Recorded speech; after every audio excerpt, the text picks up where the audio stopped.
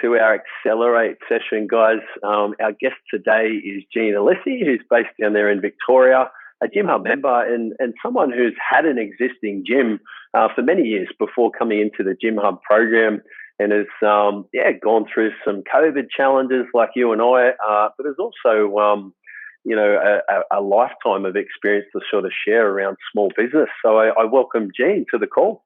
All right, let's dive in. So, Jean, tell us a little bit about yourself. What were you how are you going pre-Gym Hub, and what were some of your challenges you faced?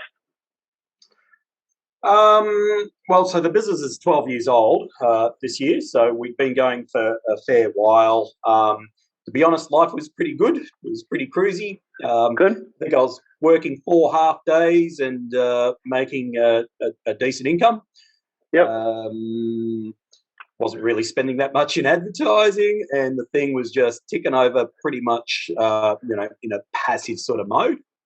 Yep. And then, of course, COVID came along, and we pretty much shut down overnight. And I tolerated that for probably a week or so, I think, before I reached out. So I was pretty keen. I think the first experience I had with COVID was how isolating it was. So you're sitting there, and all of a sudden, I mean, in whose sort of world do you get told that you must close your doors, and that's mandated by government? I mean, it's pretty crazy stuff. So you're sitting there in your office, the doors are now closed, there is no one streaming through, and you're wondering how you can pay your bills. So that's pretty much what was bouncing around in my head, and it pretty much challenged everything I'd experienced up until that point, where things were just moving along on their own pretty much. So we're faced with some pretty big decisions around how we're going to survive it. So I was looking around for some help around how to navigate what was pretty extraordinary times. And that's where I reached out to you, Steve, and we got cracking. Very good. And for those that haven't met Jean online or through some of our workshops, tell us a bit about your gym brand and where are you based? So we're in Ivanhoe in Melbourne. So the business is called Core Principles. We're a personal training studio. So we do small group personal training. So we've got a dedicated space for that. And obviously we do personal training as well. So for those people that aren't in Melbourne, Ivanhoe's a pretty affluent area. It's just out of the city. So we've got some pretty high spending sort of clients that'll be doing 3-4 PTs a week. Right. So it's pretty high end sort of a service. So we're sort of positioned to try to deliver excellent service and excellent relationships and excellent outcomes for members. So that's pretty much our philosophy. We're, I'd say, positioned as a lifestyle gym. So it's pretty much people training. 90% of the people that come through the doors are here because they want to maintain their health and fitness. And just keep healthy. Is it fair to say a slightly older demographics and more 40 and 50-year-olds than 20-year-olds? Yeah, so I'd say 40s plus. So educated, probably predominantly female. I'd say it's probably a 60-40 split. Yep. Yeah, very good. To give us sort of ballpark so we can visualise what it looks like, if someone was coming in for personal training, roughly how much would they pay? If they're coming in for group, roughly how much would they pay? So our sort of minimum entry service is group unlimited group training. So that's $55 per week, unlimited. Yep. PT, we're doing 30 minutes at $65 and 45 minutes for $75. Very good. And if I've got unlimited access to classes, how many classes a week do you sort of offer for that service at $55 a week? I think there's about 25 classes. So it's not as much as COVID. We found COVID sort of, we've dropped off on group a fair bit. But we're going absolutely gangbusters on personal training. So in fact, we're running some reports earlier this week. We now, as of this week, have more personal training clients than we've had in our 12-year history. Yeah, so good, mate. Well done. You're a family man as well. Tell us what's happening when you're not at work. So my young fella's just turned 18, which is a bit mind-boggling because it represents a whole bunch of different things, like me getting older, him getting older. And I've got a daughter who's 16 going on 30, bossing everyone around. So one of the reasons so I've got a corporate history. So I spent the first 20 years of my work life in corporate pretty much. And this was a lifestyle change for me, Steve, which you probably know. So I got out of the sort of cut and thrust of corporate and decided I wanted to do something I loved rather than necessarily something that made a lot of money. And I think 12 years later, I'm actually probably making more money now than I was in corporate, with tax effectiveness and everything else of being a small business owner.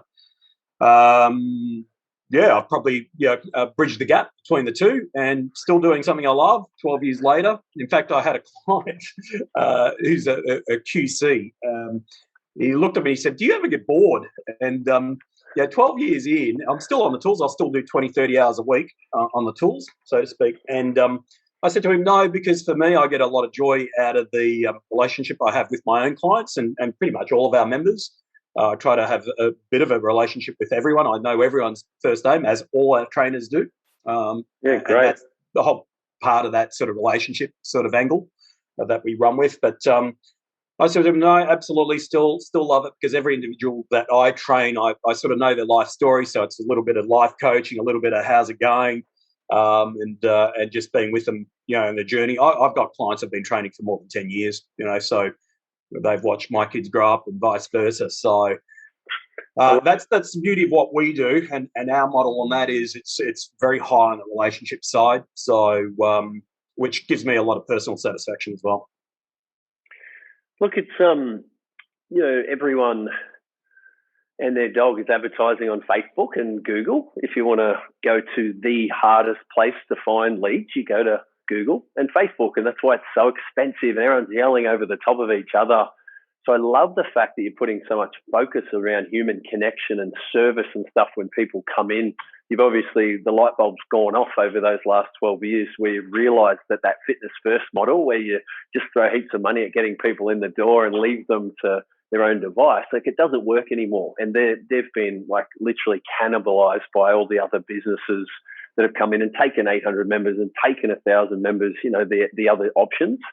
So I love that. And I think I love you sharing your story about sort of switching over from corporate, because you've got a strong income, but as much as it's strong, a lot of those incomes went out the door. A lot of people lost their job during COVID, and although it was tough during COVID, and you and I had a lot of conversations which were stressful, and it's like, what's the Victorian government going to do now? There's uncertainty, but there is also some wonderful, I think, confidence that comes out of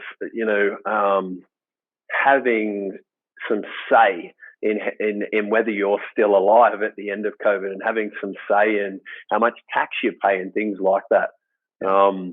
Guys, if just on a side note, if you don't have a bookkeeper, feel free to sort of reach out to us. I use an offshore bookkeeper. It's like $27 an hour. I'm more than happy to just flick you the guys that we use. They're all accountants, so they know their stuff. But to be tax effective, this was like a little side thing that Gene said, but this is huge in small business, and not only how much we can sort of make in revenue, but it's what you actually keep at the end of the day. If you don't have a bookkeeper, I'd strongly recommend every single one of us gets it, because if you let someone do in 3 hours what would take you 10 hours to do, and focus your time on developing staff and building the sort of brand. Again, if you're stuck for like an accountant or something, reach out and let me know. But that's an important one. All right, so circling back, tell me a little bit about your staff. How many staff have you got? And if you need staff, where do you actually go to get them? So we've got 6 staff plus me. They're all, with one exception, they're all permanent. They range from 100%, so full-time permanent, so a 38-hour week, down to 50%, so a 19-hour week. I've got one contractor, and the only reason he's a contractor is because he's chosen to be. He's not really got the availability to justify permanency, but it is certainly my preference for permanent employment. For me, and I know it doesn't suit everyone, but certainly for me and my model and my philosophy as well, is to give people, my staff, security. And I find certainly when I recruit, I tend to attract very good quality people. So I've sort of evolved. At the moment, my recruitment model is that I only hire undergrads. So they have to have a minimum of an undergraduate in exercise science or the like. So all of my staff, bar one, have exercise science degrees. So the permanency and the fact that those employees find it very difficult out of uni to find positions in elite clubs. So just about every graduate I've spoken to that comes out of exercise science wants to work with a club. They want to work with an A grade club doing strength and conditioning, and those jobs just do not exist. So what I've found is either you have come up through the ranks in the club and they've sponsored you to go through uni, they tend to get first pick. But if you are just going through that course hoping to work in a club, most of these kids are pretty disappointed 6-12 months later after graduating. So we tend to go in there, offer them the security of permanency in a team environment, doing what they love, just not necessarily with elite athletes. And what we say to these grads is, you know what, you might not be working with an elite athlete, but you might be working with a cardiothoracic surgeon, a barrister, a housewife or husband that still takes their health and fitness very, very seriously. And if you can really tap into what makes them click, it can be just as rewarding, because working with an elite athlete, you might be looking for the last 1% of performance, maybe 0.5% performance to sort of, give them that edge. With an everyday general population client, you could change their lives, within a matter of months. And we've had people come back from injuries and stuff like that. They will tell us that we've changed their lives. Now, that can be just as powerful, if not more powerful. So it's about human performance, not just necessarily, elite performance. So that tends to resonate with a lot of our trainers, that sort of, focus on humans and getting the most out of people tends to resonate with them. So if they really are, motivated by helping people, and they can make that sort of, switch from, okay, I might not be able to work with elite athletes at this stage. If I get a track record of working with Gen Pop and turning their performances around, then that might be a platform, longer term. So I tend to be able to attract really, really excellent staff that are prepared to work really hard to build their careers, and they tend to be brilliant trainers. I love it, Gene. It's, as you said, it's not the traditional sort of fitness model. I think 90% of gyms would employ their staff casually. You pay them sort of per hour. I know at my gym we've got I think there's two on a salary of 38 hours like you do, and then the others they're probably doing 30 or 40 hours still, but it's on a casual rate. There's a couple of things I've just scribbled down. I love the difference when you chat to someone that's actually done a degree or doing a degree in their mindset. Often, or someone will come in, if they've only done a 12-week course, I feel like it's quick to get in and it's actually really quick to get out as well. Yeah. So lots of people have done a course through Australian Institute of Fitness. Not that there's anything wrong with that course, but because it's so easy to get in, I think they go and bounce between professions and stuff. And something I've observed as well is that if you can create an environment where they can work towards that long-term goal of being a physio, being a strength and conditioning for a sporting team or something like that, they really do like that job security while they sort of go off and get their experience. If I do 3 years of exercise science, I want to make something out of that. I want to make a career out of it. I often don't know how to get leads, so I've learned all the stuff around exercise science, anatomy, physiology, and I've got no idea how to market myself. So that's pretty cool. So you've got someone that's technically quite strong on the gym floor. They don't know where to start. They're often not great communicators. So you can actually help each other a bit. So I really like that. And, we've had experience where we've hired them like you have, where they've done their course. We've also had experience, a trainer of mine named Brent Tansley was there for 5 years, and he actually, like halfway through his time with us, decided he wanted to study. And we gave him the flexibility of doing that, which required a couple of afternoons where he'd duck off and do his stuff.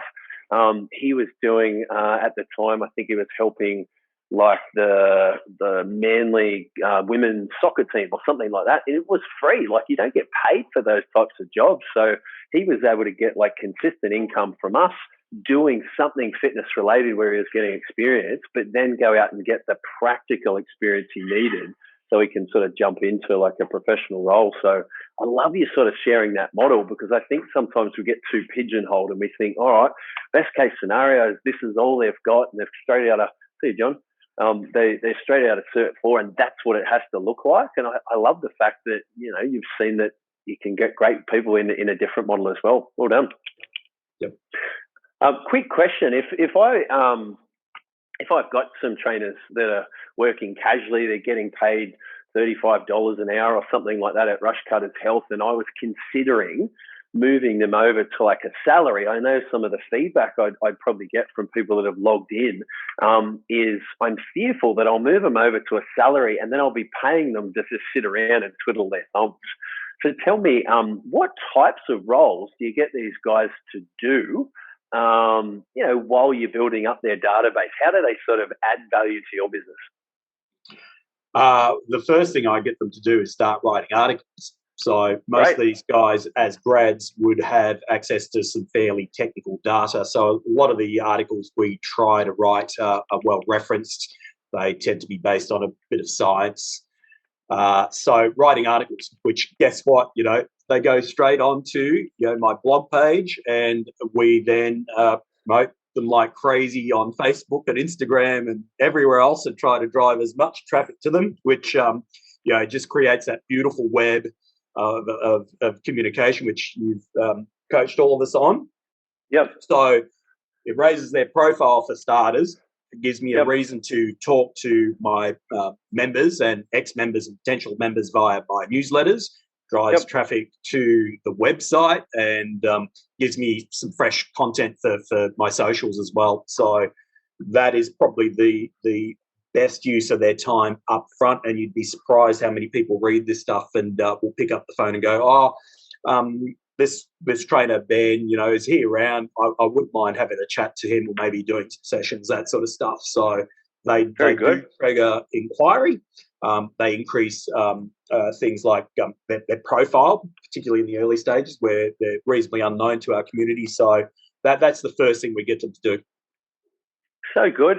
There's a couple of our boardroom members that have logged in as well today. Rick, Dev, guys, if you've moved someone over at a salary and you're trying to get over that uncomfortable feeling of paying them a salary and you're not quite sure what to give them, go into chat for me. Give me a few more examples. What types of roles do you give these guys so they're adding value in those first 4 weeks or something when they're actually being paid for a salary? Go into chat. I'd love to hear your feedback as well. All right, so let's change gears a little bit. Let's talk about some of your wins or successes since working in Gym Hub. I'm interested to know, like, what have you started doing that's helping? Look, there's probably 101 things that I've really changed as a result of the group, but the most obvious ones, I think. Probably my reflection was that when I first met you, Steve, and we went into COVID, I remember the advice, and this sticks with me, and I've told the story quite a few times, and that was, you know, you've just been shut down, Gene.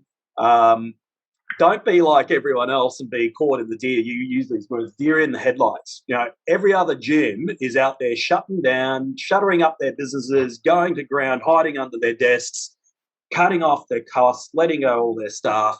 You're going to do the absolute opposite to that. You are going to ramp up your communications. You're going to spend more money on comms, on socials, and you're going to go absolutely hard. And to be honest, that was probably the opposite to my natural instinct, which was to cut costs. And to be frank, that probably got us to the position we are now. We're doing record numbers now.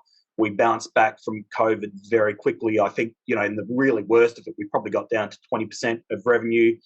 And once we sort of picked up, we're probably hovering around, you know, 50 to 75% between, you know, towards the end stages. So that was a really big win for us as a result of the program. And that is, and I think you used you know, you explained that during COVID, cost per contact and all of a lot of the metrics around what we're paying for socials had come down because people had stopped advertising. So of course it was a brilliant time to advertise because it was cheaper. So out we went and we kept marketing. And interestingly enough, we put members on, doing virtual training, virtual PT, virtual, group training in the park, all this sort of stuff. So we managed, whilst we lost some members or a lot of members paused, we were able to attract people. So that was probably number one. It's good. The other one, just, all the technical stuff, like, how much you need to spend per new member, gave me a really good metric. I was clearly underspending on marketing, which was easy because we're cruising, right? So you don't think about any of this stuff. You had members ringing and walking through the door without doing anything. So it was happy days, right? So, but that changed. All of a sudden you had to get off your bum and do stuff and start talking to your community. So, ramping up your comms, but, having a landing page, having absolutely all your comms refer back to your landing page where you've got an absolute sharp focus on what it is that they're getting when they join. Getting a sign-in that then triggers, off an inquiry to your inbox. I mean, we didn't have that earlier. And as obvious as it seems now, that's something that came out of Gym Hub. And, we had a team meeting again earlier this week, and we're just talking about, how many more leads we get nowadays. And my 2IC pointed out that we just make it easier for new members to get in touch with us. Like in the old days, you'd have to either walk in through the door or call us on the phone. Neither of those things are particularly easy for members that don't have a relationship with you. Whereas going through the website, the landing page that gives you very sharp focus on what they're going to get, you can do it 24/7, and you're in touch with us, and you get a call back within, most of the time, 12 hours, where I pretty much try to follow up every lead. That is 10 times more efficient, and it creates more leads than we've ever had. So, that the technical stuff like that is, just pretty much revolutionised the way we connect with new members. Love it. I'll just jump in there. There was a couple of things I recall. Because you've got a couple of services, like you're really good at the group stuff as well. I felt like you had almost like competing offers. So one of the things I've spoken about is just try and promote one thing at a time. You've only got a limited budget as a small business owner. And when you sort of go out and you promote yoga and you promote PT and you promote, infrared saunas, you do a bit of everything. No one knows you for anything. So I love the fact that you're, not only do you've cut your offers away, so you just have one thing. I like the fact that you've made stronger offers. You realize if you are going to go to the Lions on Facebook and Google, you can't go with your B game. It's got to be your A game. It's got to be your best possible offer. I love that there's like a personality to it. So members know how much connection there is, and they understand the value. But what no one knew outside of the gym was that level of service that doesn't happen elsewhere. So by doing some videos, people sort of recognizing your face, understanding, if they go to a landing page, what are they actually going to get? You start getting all those people actually leaving their details or calling up that never would have done it this time last year, because they'd look at it and go, I'm not quite fit enough. I'm not really sure if I can afford it. And they'd make a decision based on like a previous fear or expectation, rather than now. It's hopefully we just handle a lot of those objections and we get them to at least come in and trial it. So I'm really pleased to hear that your lead flow's up. I loved, it's even your business previously. It was sort of humming along, but at the same stage, it wasn't, as profitable and as exciting as it is now, by adding some of these other skills. So well done. Yep, 100%. How often do you do things like email and SMS? Emails probably not as often as I should. Probably monthly still. So who do you use for that? MailChimp. Great. MailChimp. So we will probably normally we just put all the articles that we put onto the blog, have links to all of those articles. We'll come up with a sort of a lead article around some sort of a fitness issue, do some clients of the month, that sort of stuff. So that goes out to pretty much everyone in the database. Tell us a bit about your pricing. Have you considered your pricing? Have you put up your pricing?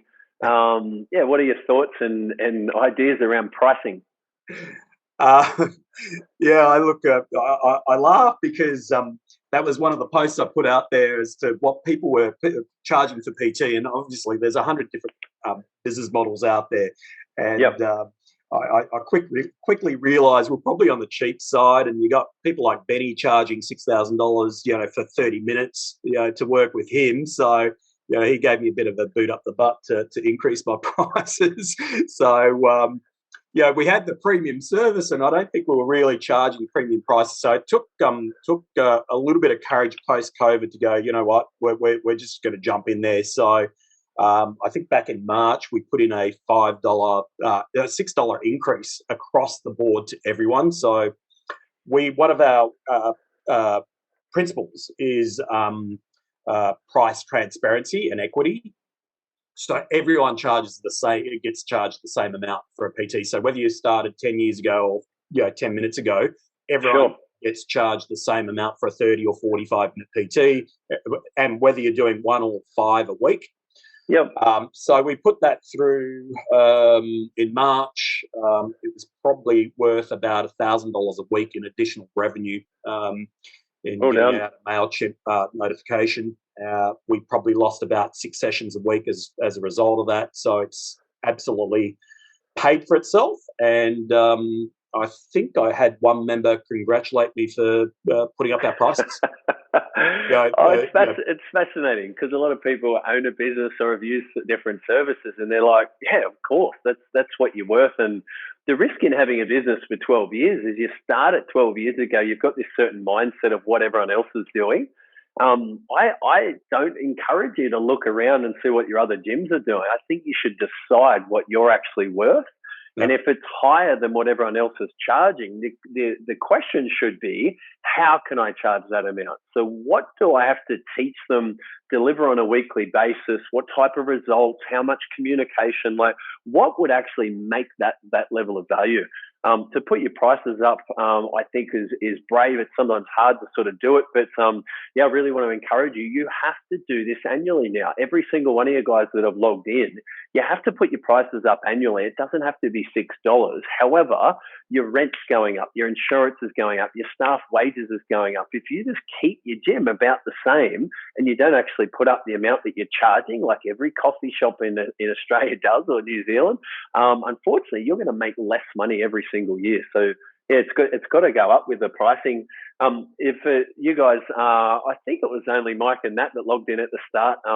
I was just commenting on the Puma uniforms. So that's something like it is a bit of a marketing one, but it's also good for staff retention and good for sort of branding. But you're saying you just went through that exercise of finding a new supplier, and it's it shows that you're investing back into the business as well. So if you're putting the prices up, it means you can offer things like a salary because you're making a bit more money. It means that you can spend a bit of money on things like uniform.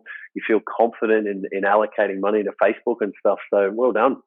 I always do something in the gym prior to a price increase, by the way, Steve. So this time around, we installed turf, bought a whole bunch of new toys, both for the group room and the PT space.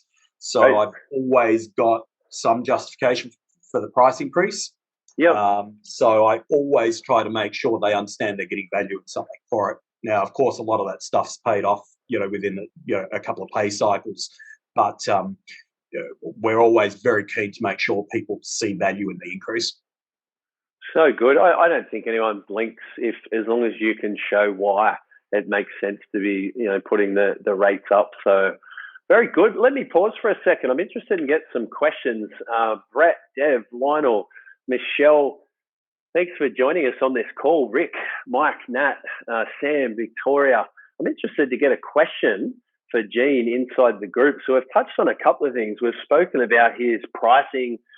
We've spoken about how he actually employs trainers, and he has them on a bit of a salary, and he keeps them busy in those early days doing things like blogs. We've spoken about a bunch of sort of upgrades he's had this year with things like lead generation. in simplifying his funnel, but also like making changes so there's twice as many leads coming through the door. I'm interested to know, what are your questions for Gene?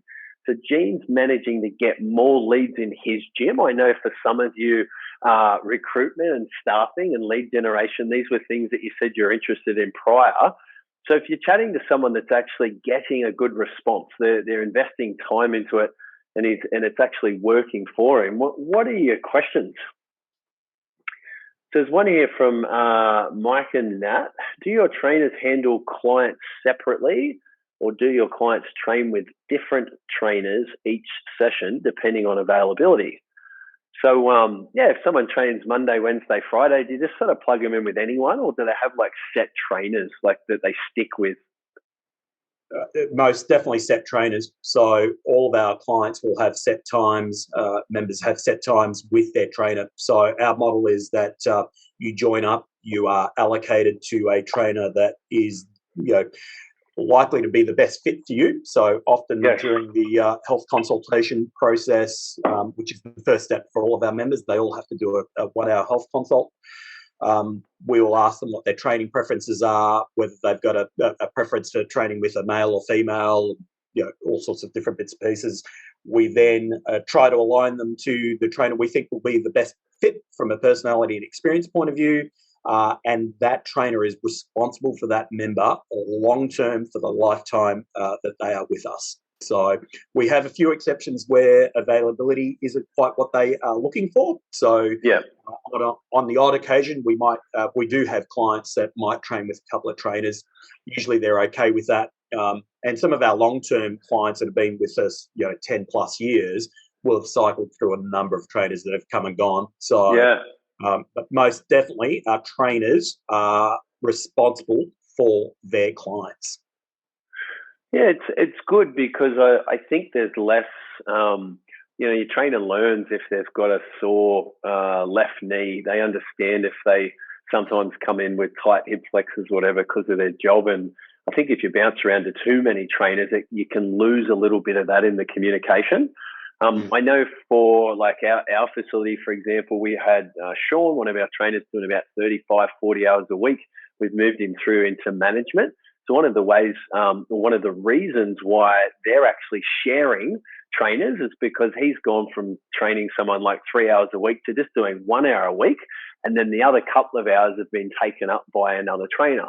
And we found that transition to be quite smooth, where they still get to see Sean, the person that they've had for years, but he just explains that he's not taking as many sessions, and he can sort of, give the other trainer a bit of a leg up as well to understand, what that client needs in order to be successful.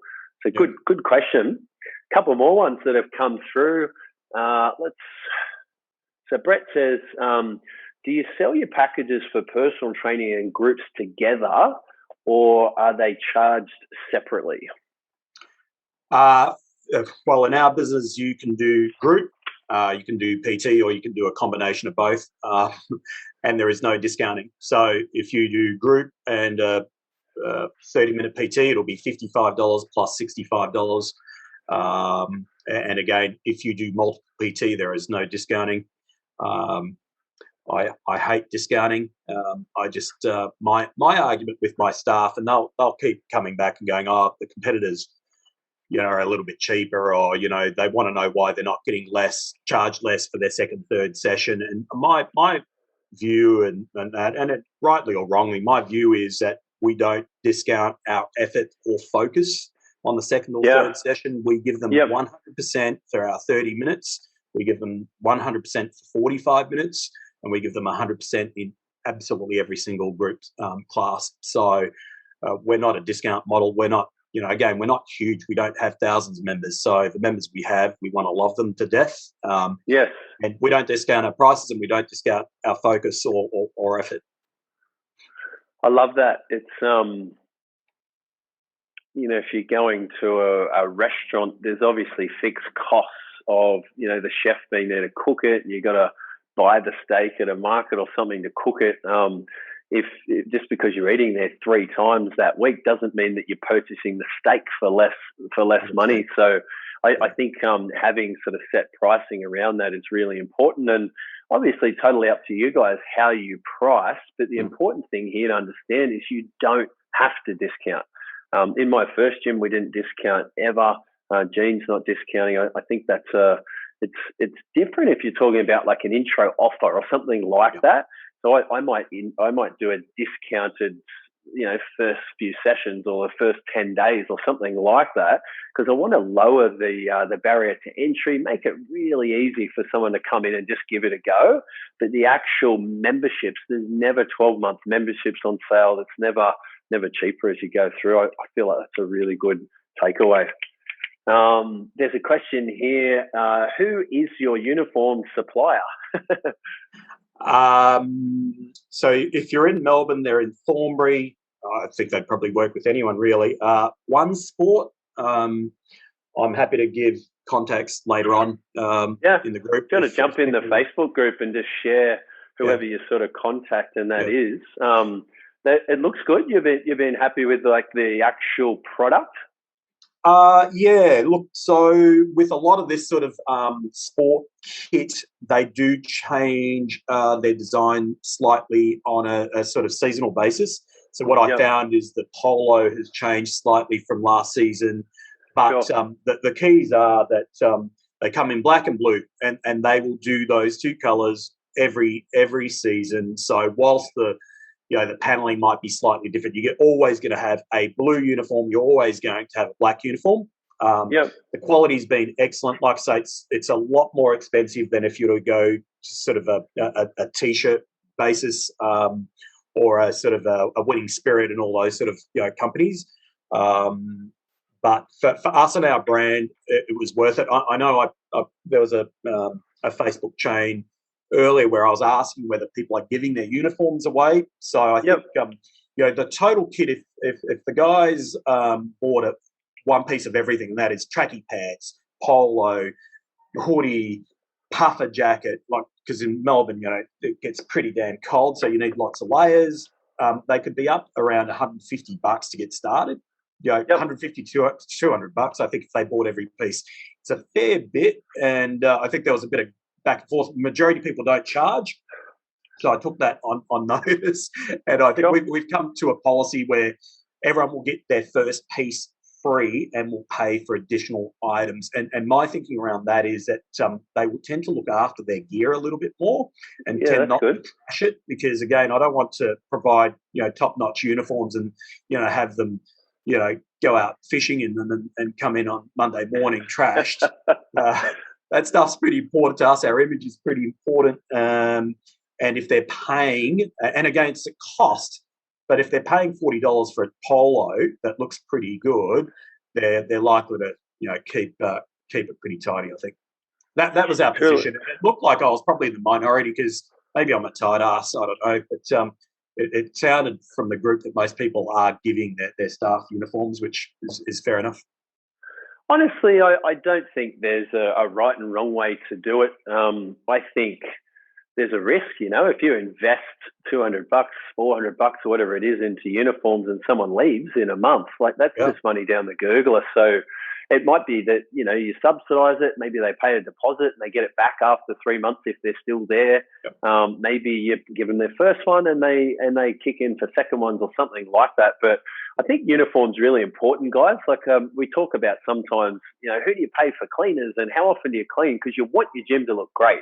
And we put a lot of effort into like our design when we're putting tiles on Facebook, and we want to look professional on our website. And your uniform's exactly the same. And if you're inconsistent, if you've got a great website and then you've got staff walking around with these dodgy looking polo shirts, they look according to their uniform. I love, like, there's some sporting teams that look fantastic. They walk into the AFL and they're dressed up. They look the part. They look like a team, but they look really premium and professional. And then there's others that sort of just look half-assed. And it has a different feel about it. So I do encourage you guys, if you haven't sort of done much in the way of uniform, it's worth spending a little bit more. The cheapest isn't always the best. I used to get, for the franchise I used to go and get these shirts, which was their sort of supplier. But they were like polyester or something, so they actually smelt after a while. So they looked really good, but if a trainer's on the gym floor for 3 hours, which is what they do for a living, it didn't work. So I found to sort of go back to more of like a cotton mix has been really useful for us. So yeah, I encourage you guys, check out One Sport. I like that you guys are sharing, contacts with this, and always keep in mind, the more business we can give to these guys, hopefully they look after us more with pricing and stuff like that as well. Well done. Last question. What do you pay if someone comes in on an exercise science background? So Michelle's asking, she's based there in Victoria. What do you pay them roughly per hour or for a salary when they come on, like when they start? So it really depends on experience, but we've just hired a grad with very little commercial experience, and they're on 55,000 package, which includes super. So 50 plus super. So 55 total package, but he's at 50%, so he gets half of that for 19 hours a week. Now, I've had other grads that have come in that have more experience, so I think they go all the way up to 65 package. So, which is a real, because I've struggled to benchmark, salaries, because I think I might be a bit unique with the perm staff. What's interesting, guys, is you don't get your casual rate and then times that by 20 hours a week or 40 a week, because obviously they get things like holiday pay and sick pay and stuff like that. If you get 50,000 plus super, 50,000 divided by 52 weeks of the year is $961 per week. If you divide it by 38 hours for $961, it works out at $25 a week. So what's really important here is you don't have to be paying crazy amounts of money if you're giving someone job security through a salary. So it doesn't have to be an $80,000 a year thing. In fitness, they'll actually take a little bit more in terms of the hourly rate because they love that job security. They can go and get a loan for a car. There's benefits in having a salary. What are some things that you do in Gym Hub that has been beneficial for you? And what do you sort of recommend for guys to get the most out of the program?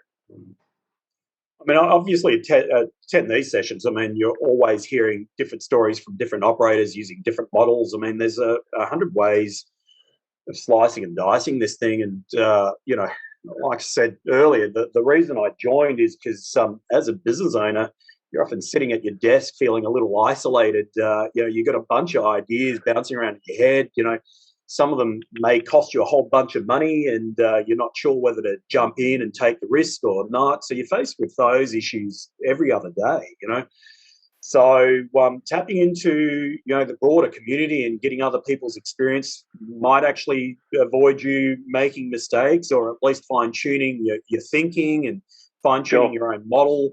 I mean, feedback from the group led me to $6, per session price increase. I may not have had the courage to do that otherwise. So definitely the Facebook group, tap into that, tap into your one-on-ones, chase the technical stuff, the Facebook stuff. I mean, I'm probably still a novice, to be honest, with the Facebook stuff. And plus, just when you think you've mastered it, you haven't. Sort of adjust a little bit. Yeah, it's always evolving. That's right. And then your market changes around. So, you've got to be quick on your toes. So the beauty for me is you're not isolated making decisions, inside your own head. You've got a bunch of people you can lean on. So that's something I really look forward to, is the questions that come up, and making sure for myself, I try to tip in where I think I've got something sensible to say.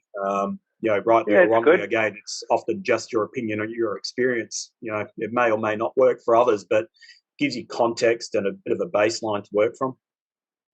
It's good, Gene. I think when someone asks a question in the group, sometimes we can be reluctant to ask a question because you feel like, oh, what if it's a silly question? Or what I love is that when you're often in there quick to give some opinion or give some experience, and as a result, when you wanted feedback on uniform, when you wanted some idea around pricing and stuff, everyone comes out of the woodwork to help you out. So I really encourage you. I think you're doing a great job in that, and guys, you obviously have now had an opportunity to learn more about Gene, and I encourage you to connect with Gene as part of that group. And you don't have to stop. You don't have to sit there considering what you're pricing, whether it's the right thing for the next 3 months. It's not a 3-month project.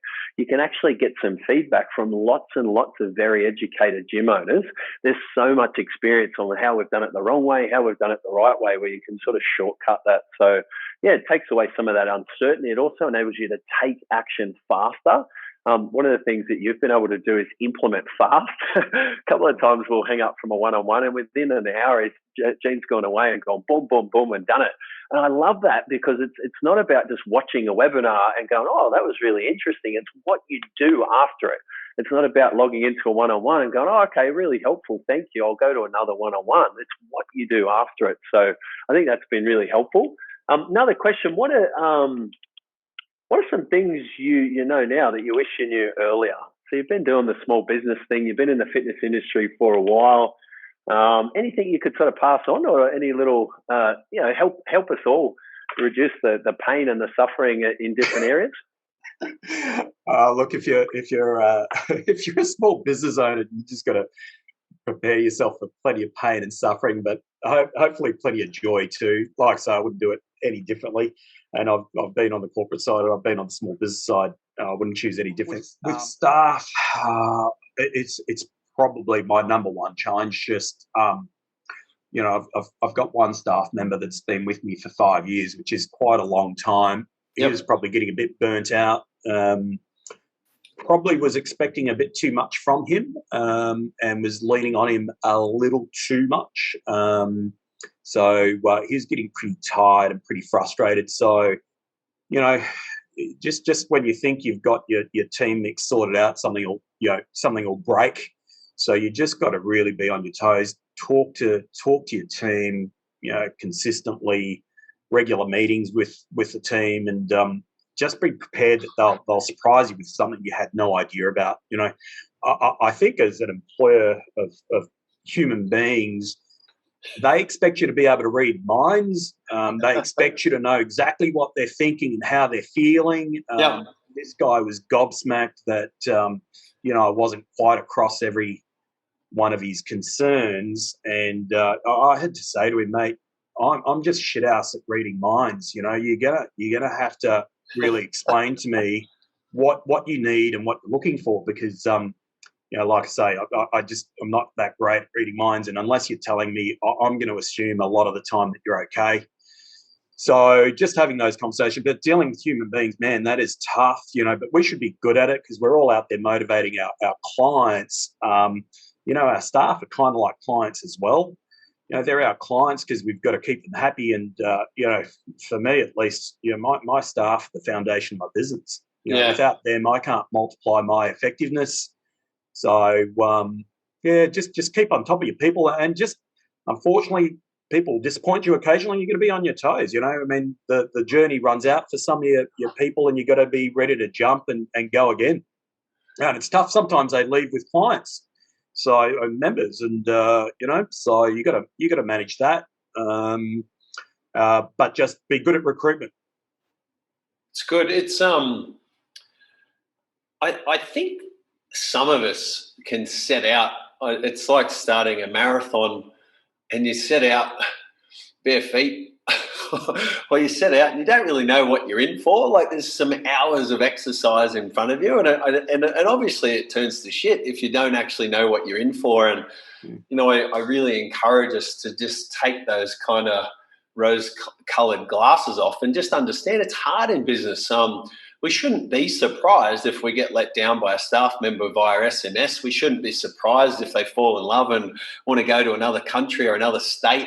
That is what we do. And I think the day that I actually came to that realization to go, you know what, it's not the exception, it is the rule. Like, it always happens. It's not if there's going to be a problem, it's just when. So as soon as you accept that and you just go, well, if I can fix that, that's when I win running a fitness business. You start to be ready. You start to have a staff member in the funnel ready to go just in case. You start to observe your staff and go, wow, that person looks tired. And like the inexperienced leader in me would have said, hey, are you doing okay? But now I know that they don't know what they need either. Sometimes you've got to step in and say, hey, I just want you to organise a long weekend or a week off this month. Just to freshen up. I think it'd be good to get your head outside the gym, get out to the bush or go to the beach or do something just to sort of freshen up. When do you think you could do that? And if I ask them, like, when's a good time to do it, they'll never do it. And I think, giving them a bit of life coaching and just being aware, they're almost like our kids. You got to show concern for their welfare, and sometimes you got to give them a kick up the arse if they're doing the wrong thing. But at no point, if you believe it's meant to be easy to find stuff, if it's meant to be easy to manage stuff, you're not going to have any issues. You're obviously off in fairyland. So I liked when I asked you that question. You went, wow, and I could see there was no misconceptions of what role you're in and what's required there. It's obviously ongoing. What I did like that you finished on is you've got to be good at recruitment. So it baffles me. Like, there's probably a bunch of people on the phone right now that if one staff member left, you would then be doing 5 classes next week, or you would be under stress. And I think, like, it's going to happen. Like, why the hell are we not interviewing right now? Why the hell don't we have a network of people? So, I think let's bulletproof our business, make sure there's plenty of people there. And Gene, I really thank you for your time. It's been really enlightening sort of hearing some of your wins and some of your challenges and stuff along the way. I love your full transparency around pricing and what you've done that's sort of been helping. So I really appreciate you sharing it today.